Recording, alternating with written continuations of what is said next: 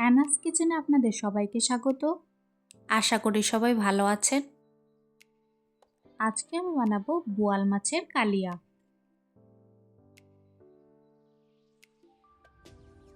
আমি আজকে 6 পিস বোয়াল মাছ নিয়েছি।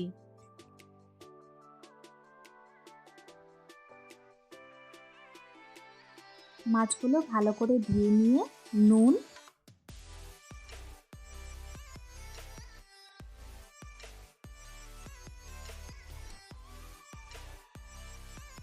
হলুদ গুঁড়ো ও লঙ্কা গুঁড়ো দিয়ে ভালো করে মেখে নেব।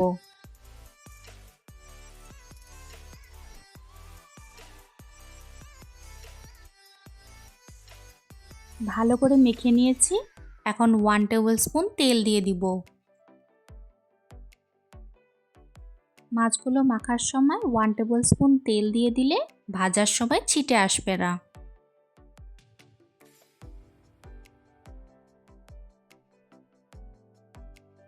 ভালো করে মেখে নিয়ে 10 মিনিটের জন্য রেখে দিয়েছিলাম। মাছগুলো ভাজার জন্য প্যানের মধ্যে পরিমাণ মতো তেল দিয়ে দিয়েছি। যতক্ষণে মাছগুলো ভাজা হচ্ছে সেই সময়ে একটি মশলা তৈরি করে নেব। 1 টিস্পুন করে হলুদ গুঁড়ো, লঙ্কা গুঁড়ো, জিরে গুঁড়ো ও ধনে গুঁড়ো,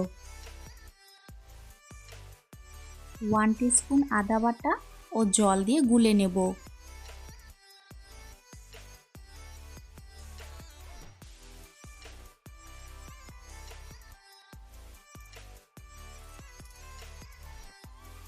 ভালো করে গুলে নিয়েছি। এরপর 1 টেবিল স্পুন টমেটো সস দিয়ে দিব।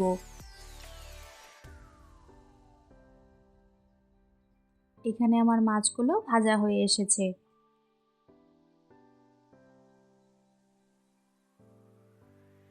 ভালো করে উল্টে পাল্টে ভেজে নিয়েছি। এখন একটি পাত্রে তুলে রাখবো।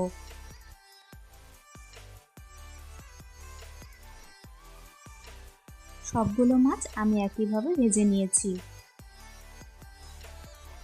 এখন কড়াইতে 2 টেবিল স্পুন তেল দিয়ে ভালো করে গরম করে নিয়ে দুটো তেজপাতা, 1/4 টিস্পুন গোটা জিরে,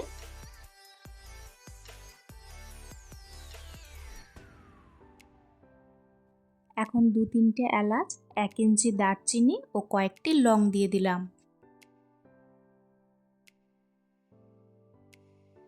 ফোড়নের থেকে গন্ধ বের হলে গুলে রাখা মশলার পেস্টটা দিয়ে দিব।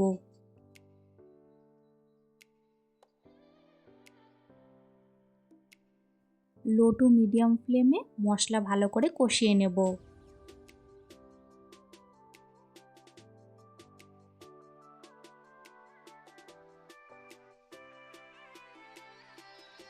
তিন 4 মিনিট মতন কষানোর পর মশলা থেকে তেল ছেড়ে এসেছে।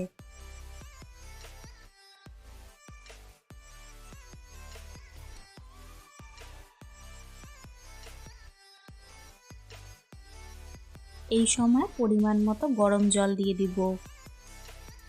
আমি সবসময় গরম জল ব্যবহার করি, এতে করে ঝোলের টেস্টটা কিন্তু খুব ভালো আসে।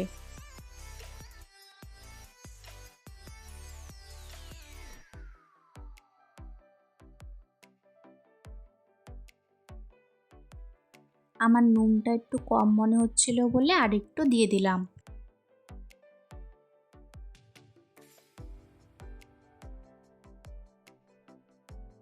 ঝোল ফুটে এসেছে। 1 মিনিট মতন নাড়াচাড়া করে নিয়ে ভেজে রাখা মাছগুলো ছেড়ে দেব।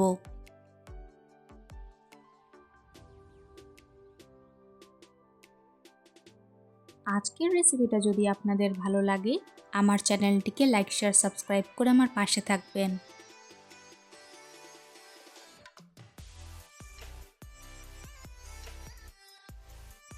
ভাজা মাছগুলো ছেড়ে দিয়ে 2-3 মিনিট মতন ফুটিয়ে নেব। আমার রেসিপিটা ফলো করে এইভাবে একবার বোয়াল মাছের কালিয়া অবশ্যই বানিয়ে খাবেন। আশা করি ভালো লাগবে। 2-3 মিনিট মতন ফুটিয়ে নিলেই তৈরি হয়ে গেল আমাদের আজকের রেসিপি, খুবই টেস্টি বোয়াল মাছের কালিয়া। রেসিপিটি কেমন লাগলো অবশ্যই কমেন্টসে জানিও। দেখা হচ্ছে আবারও কাল। একটি নতুন রেসিপি নিয়ে। আজকের ভিডিও দেখার জন্য সবাইকে অনেক ধন্যবাদ। সবাই খুব ভালো থাকবেন।